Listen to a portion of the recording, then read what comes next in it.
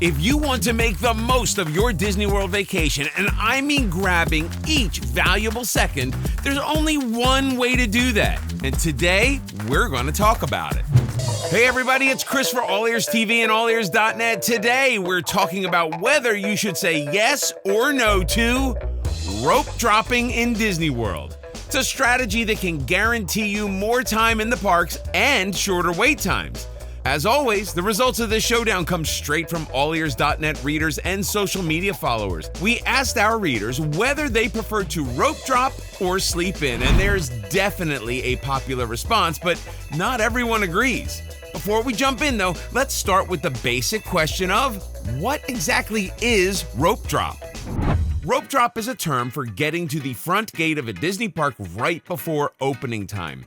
Rope dropping is a popular way to start the day at Disney World, so even if it's early, you might encounter long lines to enter a park.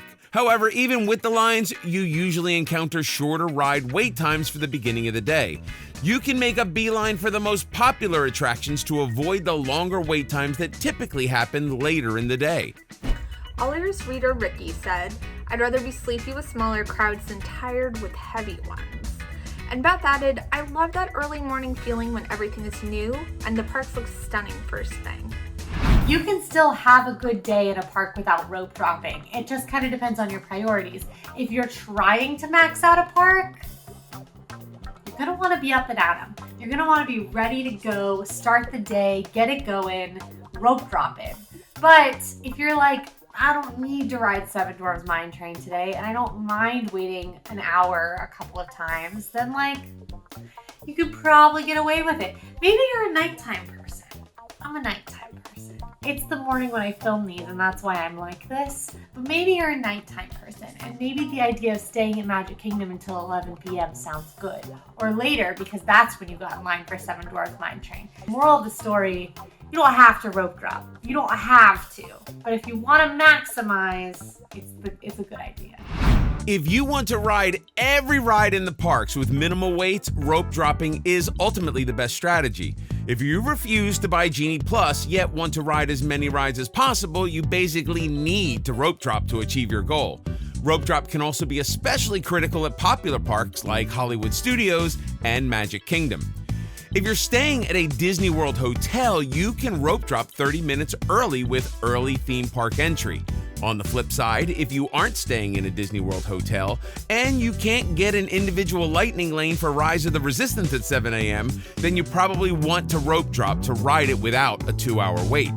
If you want to stay late in the parks, you can also strategize to rope drop, spend the morning maximizing your time in the parks, and take a break midday if you're worried about being tired. Basically, you can do a lot more and get a lot more from your day if you rope drop. Here's the thing, even if you're not getting up to go to the park early, you should be getting up early to book your first Genie Plus and your lightning lanes, especially if you're staying as a resort guest and you want to book a fancy ride right at 7 a.m. So you're already awake. AllEars reader Mark said, "Rope drop is better because you have the whole day ahead of you. Nighttime is more stunning visually, but there's a little bit of sadness mixed in because you know your day is coming to an end." And reader Lori said, "Rope drop gives you more opportunities to ride before the parks get too crowded, although the parks are really nice at night." They gave me a line about being a night person. That was kind. As a night person, it can still be a good idea to rope drop. And this is actually, in my opinion, one of my fave options, especially if you're staying on property, is to rope drop in the morning when it's not crowded, then leave the park midday. It's hot, it's crowded, all the lines are long. Where did those people come from? What are they all doing in line? Leave at that time, maybe 2 to 5, take a nap, hang by the pool, under some shade, because you sunburn really easily. Maybe that's just me. And then go back to the park and finish the day out strong and stay all the way till close. Then you get the least crowded times of day and a nice little nap in the day. If you decide to rope drop, there are a few things to consider aside from just waking up early. You can enter a Disney parking lot approximately 1 hour before park opening, or you can begin boarding buses or taking Disney transportation approximately 45 minutes before park opening. It's important to keep in mind that many people rope drop, so you might want to plan to get in line for bus transportation or parking lot entrance even earlier. That means your day is beginning much earlier than actual park opening time.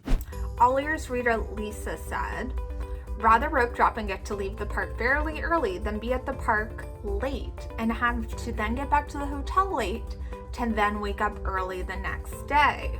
If you're not a fan of rope dropping, you can always try the opposite technique and wait to ride your favorite ride until the very end of the day, because as long as you get in line before the park officially closes, they'll let you wait in that line and ride the ride no matter how long it takes. This is great because then you're not wasting any of your precious park time in line because the park's already closed. You can't do anything else and you still get to ride your ride. So it's a great technique for those who don't feel like waking up early in the morning. Before we move on, please give us a like, click on that thumbs up, and make sure to subscribe and click on the notification bell so you immediately get notified when we post a new video. And if you really want to be part of the fun, please be sure to follow us on social media at AllEars.net. Got it? Good. On we go. All right, look, we get it. Not everyone is super thrilled about getting up early on vacation, and if you don't care about riding all the rides, you don't really need to rope drop. If you're extremely knowledgeable and strategic about using Genie Plus and individual lightning lanes, you can probably get away with skipping rope drop.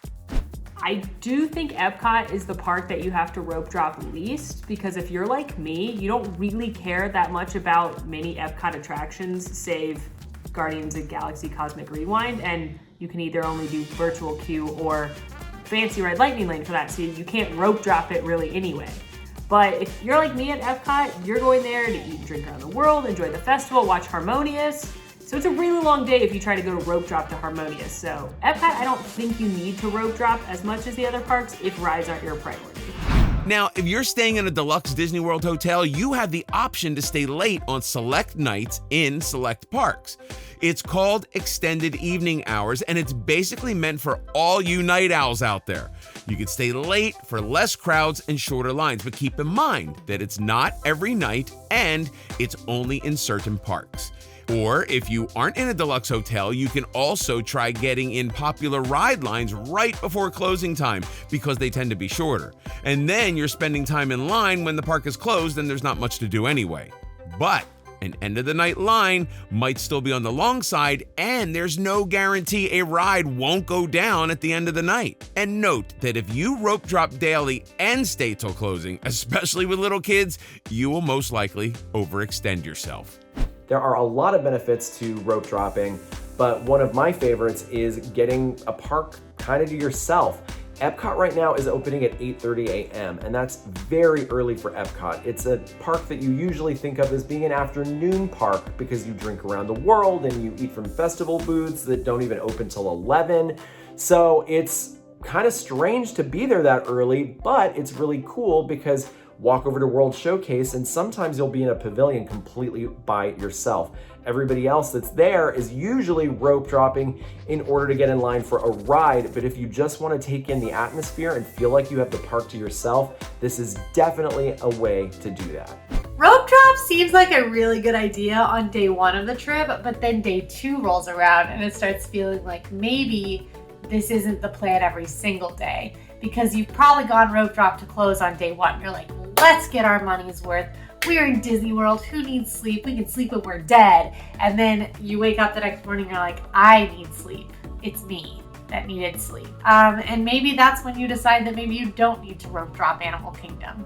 And instead you sleep in bed a couple extra hours. Because Animal Kingdom opens early. It opens at like 8 a.m. a lot of the time. And so to rope drop, you have to be there at like 7. Especially if you're a resort guest, you have to be there like 7 because of the early in. Just 7 to be there? Ooh, just pace yourself, or like plan those breaks. You can rope drop every day, but make sure you're sleeping enough still. because you are probably not typically walking as much as you do at Disney World. And if you do walk that much for like work or whatever, you're probably not doing it in 90-degree heat. And if you do, then you are better equipped for Disney World than the rest of us, but you probably still could use an app, because who couldn't use an app? Ultimately, rope dropping is all about maximizing your time. While it's not ideal to wake up so early on vacation, you might not be getting the most out of your day if you don't rope drop. Of course, to some people, that early wake up doesn't negate some downsides. So it ultimately comes down to your personal desires. The pros. Rope dropping helps you maximize your time in the parks because you generally find lower ride wait times in the morning. More time in the parks means getting the most out of your money. The cons? The early wake up while on vacation isn't really fun when you are diving into a sea of people that make up the rope drop crowds. Plus, rope dropping can lead to a really long day if you don't plan on breaks.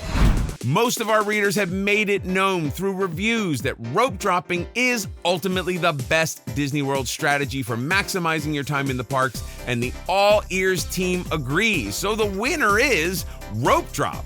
We've received a resounding yes from both AllEars readers and the cast. But how would you vote after watching this video? Have we changed your mind at all? Please let us know in the comments. This is Chris for AllEars.net. See you next time.